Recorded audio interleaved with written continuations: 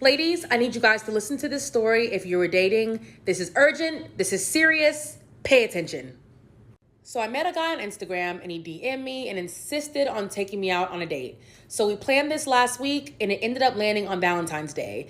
I told him, hey, if it's weird for you because it's Valentine's Day, we don't have to do it today. And he was like, no, it's totally fine. Let's just meet up. We ended up going to a ramen spot because I was craving ramen. And when I pull up, he's got these flowers in his hand. He's got the Valentine's Day balloon. I'm thinking it's so cute. Like, I'm totally going for this shit. I'm like, ah, yeah. When we get in the restaurant, I ask him, like, what do you do? And he's like, well, I just be out here. I said, what does that mean? He goes, I be serving. Strike one. Then he proceeds to tell me that he doesn't have any degrees because he got kicked out of college. He just quit his apprenticeship because his boss made him mad because he asked for him to come in 15 minutes early, okay? Then he proceeded to tell me that he used to sell drugs for his ex-girlfriend's dad, that he used to hit her, that he waited for her ex outside of her job because she was cheating on him with someone that she worked with, and that he only went to jail 3 times, and 2 was for domestic violence. When I tell you the whole time he was talking, I'm just thinking to myself, I'm ready to get the fuck out of here. So I'm like, waitress, hey, yeah, we'll get 2 checks. We'll get 2. He's like, no, I'll pay for you. I'm like, no, I insist. I don't need you paying for anything, but he did it anyway. It is what it is, okay? Ladies, moral of the story is this. When you're dating, stop thinking it's all about you. Stop trying to tell him what you do, who you are. You need to listen. Listen to what a guy is saying. Let the guy talk. Because let me tell you, throughout this whole date, this whole meetup, whatever you want to call it, this horror story, I barely spoke. He just kept explaining himself, but just telling me so many things, and it let me know off rip he was not it. Not it at all. Ladies, be careful when you're going out on dates. Be careful not to let a guy pick you up on the first date because he also wanted to do that, but I insisted on meeting up. And ask important questions. If you're in your late 20s, your 30s, it's time to tighten up. Dating is not to be all cute and stuff anymore. I'm not saying to take everything seriously, but you need to get to know who somebody is. And if you just sit down and shut the fuck up and listen, you'll come across a nutcase like this and be able to just say, you know what? I'm good, but I'm good. And afterwards, honestly, I prayed for him. It was so heavy on me, the conversation that he... I cannot make this up. I cannot make this up. Imagine, first date with a man. You hit it off. Great energy. Date runs long. And you have a graduation party to get to. So I'm like, you know what? Okay, you want to come with me to my homegirl's graduation party? He's like, okay, yeah, sure. But I don't want to show up empty-handed, so we stop at the Target. Another green flag, because we've been hitting it off. Okay, great. We stop at Target. He gets her a card. We go to the graduation party. I introduce him to my friend. Cool. We go to my car. We're getting into my car. He's saying like, oh yeah, can you drop me off at the mall? Like whatever. Fine, because he allegedly Ubered an hour to get to me because he lives far out, not in the city. This man gets in my car. All of a sudden, a woman comes up. Out of the blue. I don't know where this woman was. She comes up and she yanks open my passenger side door. She's like, what the F are you doing? Get up. Come with me right now. Come with me right now. Get up. Get up. You're coming with me. At first I thought she was joking. And at first I thought it was like she saw him from afar, thought he was fine. Came into the car, was like, you're coming with me. You're coming with me. Because he was just like, chill. So I was like, oh, okay, that's cute. Like, he's fine. Okay, period, sis. But like, not too much. But then she gets rowdy. She's like, get out the car, and yanks this full-grown size man and yanks him out the car. So I'm like, oh, y'all know each other. Takes him out the car. Bella, my car, is here. Her car is here. I'm T-boned in. I cannot move. There's a car in front of me. So all I can do is sit and look in my rear view at her beating. Just beating his ass. And I'm like, I turn my music down so I can hear what's being said. I can't hear nothing, but just going. And I'm like, what the heck? I didn't have the word. Like, I know the words that happen so fast, and I cannot move. So I'm sitting here, waiting for her to finish his beating. Finally, They start to back up. They pull up beside me. I'm looking like this. And he goes, and they drive off. And I just didn't know whether to laugh or cry. Because clearly that's your girl. We talked about cheating. We talked about red flags. We talked about green flags. He had passed a lot of, like, he had a good head on his shoulders, I thought. We talked about cheating in 30 minutes. We talked about emotional versus physical cheating. And she picked him up and yanked him out of the passenger side. And they drove off, and then he texted me, "What are you doing?" What am I doing? I'm coping. I'm done with men. Especially light skins. I can't. Know some of you girlies have great relationships from Hinge. This is not one of those stories. A couple months ago, I went on a date with this guy in New York. I can't believe I'm just telling this story, but we met on Hinge, so you already know how it's gonna go. He asked me if I want to go to a hookah lounge. I say no because I don't smoke hookah. It gives me headaches, it makes me feel nauseous, so I say no. He says, okay, like meet me at the Ritz at 8 p.m. for drinks. Fine, great, let's do it. Let him know it's a 10-minute Uber ride. He's like, oh, that's nice. Like, it's right across the street from me, so I'm just gonna walk. Like, okay, red flag number one, that's already so annoying. Like, why would you pick a place that's right across the street from you and then make me come to you? Like, what are you? I show up to the date and I look nice, as always, and this guy's wearing skinny jeans and a jersey style hoodie. Red flag number two. Listen, like, just put in, like, a little bit, like, why are you wearing that? We get to talking, and he's asking me about my goals, and I'm talking about, like, my aspirations for my career. This man has the audacity to say, and who's gonna pay for that? Me. Me. And when I say that, he says the most sexist, misogynistic thing, basically saying, no, you have it all wrong. What you need to do, you're pretty enough, you just need to date a rich man. And that's it. Like, that's what you need to be doing. You're so confused with all these aspirations and career goals that you have. You need to sit down, be quiet, and marry a rich man. Him, of course, he's insinuating. So he's telling me that I need to just marry a rich man and forget all of the career goals I have for myself. And then he proceeds to tell me that for every $250,000 a man makes, he deserves 8 cheating allegations. You can't make this up, bro. You can't make it up. He's telling me to marry a rich man and let him cheat on me because he makes enough money. Are you crazy? You must be crazy. I'm ordering another drink because at this point I just need to drink through this conversation.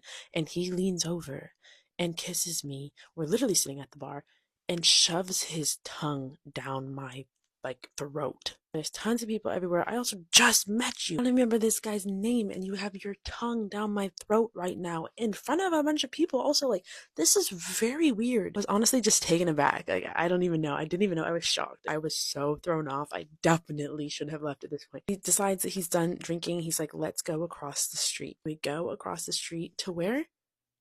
A freaking hookah lounge.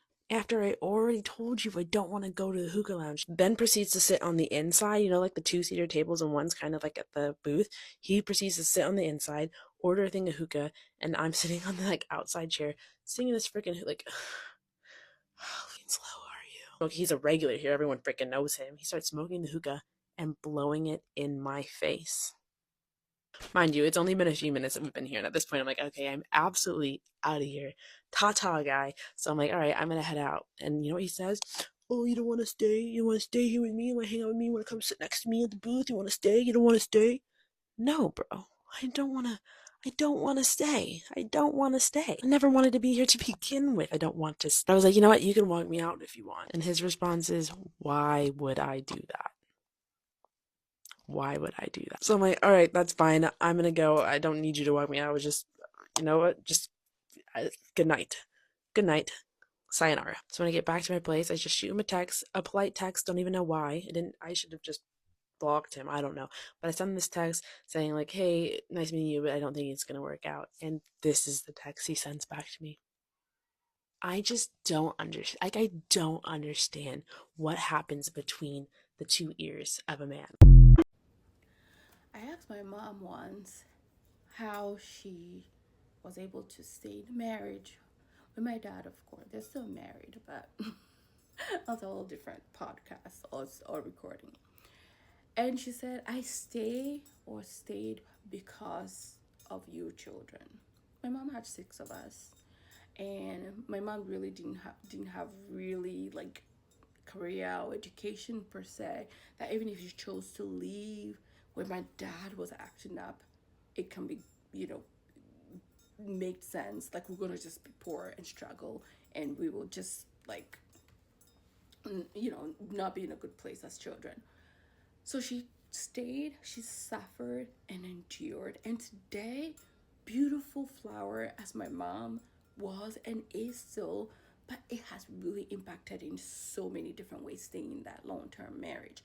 And at the end of the day, my dad is still active up and about with his friends, chilling, going out. I mean, you can tell him nothing. I mean, I tell him things because now, me and my dad we talk like that. I can tell him things like, listen, what are you doing with that woman? That's your wife. That's the mother of your children, kind of thing. So we can like call him out on things. But when we're younger, you cannot even approach my dad with like that. It was like a manly man. He was very controlling, very mean, very wretched. Words right. Very like typical African man, very abusive in many ways, verbally, emotionally. And that's it. He knows that, So she stayed for that reason. A lot of the things, this work that I do here with a lot of courage, I do it in honor of my mom, in honor of my mother, in honor also of my children, to see and know what red flags are when they're in relationships. So it's not culturally or societally accepted ways of just contouring, that's the word, twisting yourself up into a pretzel to be or keep a marriage or keep a relationship. If it's not working, if you see the pattern, watch the patterns. Nothing like what, just tune. I once had this mentor. I wish he's still available to be my mentor, Dr. Peacock. I could never forget. Just like, if you're watching a YouTube video or podcast or whatever, and somebody's talking, and you really want to observe what that person is or what their behavior patterns are, let's just turn the volume down, right? Two people are like conversing. If it's going to turn into something crazy, tone it down. Just observe and watch it, and you see it. And it's so true. Even that analogy, comparing that to relationships. If you want to see what men think or what they want, just chat it and watch their patterns, how they treat people around them, the secretary, how they yell at people in the valet parking, in the parking lot, in the restaurants, at their jobs. How do they treat the people beneath their administrative assistant? Do they give them courtesy? How do they reply to these emails? How do they treat children? How do they treat like people they perceive to be below them? That will tell you what they are. So she stayed, she suffered, she endured. These are the words that came out of her mouth. And these are common words that go out of the mouths of many women who have stayed in marriages for years, especially African marriages. They put up with, they stayed, they tolerated the bullshit. They endured, they suffered, they were silenced. They have to be a certain way in order to make it work. So and they have to be, by the way, they have to be not be cheating. So if a woman cheats, the man will just leave. If a man cheats, you're supposed to just forgive and let go, and once again make the marriage work. I'm not saying this is all men, but there's majority of men who think this way. Men are able to compartmentalize their different aspects of life, right? So the movie goes, think like a man, act like a woman. I think that's the title. Or it can be the reverse. So they compartmentalize in a way where they'll keep that good girl woman in the house, have the babies, because they know, oh, okay, this woman is not going to cheat on me, because they know if they cheat on me, that's a big insult to their ego. They will leave.